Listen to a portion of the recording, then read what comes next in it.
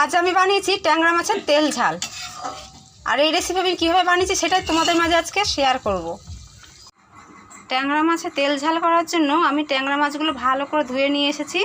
এখন এতে আমি আন্দাজ মতো লবণ আর হলুদ, একটু সর্ষের তেল মাখিয়ে নিলাম। সর্ষের তেল না মাখালে আবার ট্যাংরা মাছ তো খুব ফোটে, তাই একটু সর্ষের তেল মাখিয়ে নিলাম।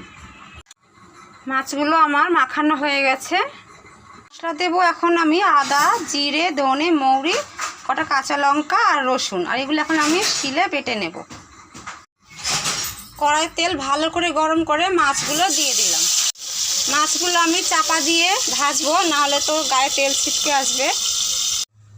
মাছগুলো আমি ভেজে তুলে নিয়েছি। ফোড়নে দিচ্ছি কালো জিরে, গোটা গরম মশলা আর বেটে রাখা পেঁয়াজ দিয়ে দিলাম। পেঁয়াজটা কিছুক্ষণ ভাজা ভাজা করে নেব। পেঁয়াজের কাঁচা গন্ধটা কেটে গেলে আমি বেটে রাখা মশলাটা দিয়ে দিলাম। জলও দিয়ে দিলাম। ঝালের জন্য একটু গুঁড়ো লঙ্কা দিলাম। আন্দাজ মতো লবণ দিলাম, হলুদ দিলাম। এখন ভালো করে মশলাটা কষিয়ে নেব। মশলা আমার ভালো করে কষানো হয়ে গেছে। এখন জল দিয়ে দিলাম। ঝোলটা আমার ফুটে গেছে। এখন আমি মাছগুলো দিয়ে দিলাম।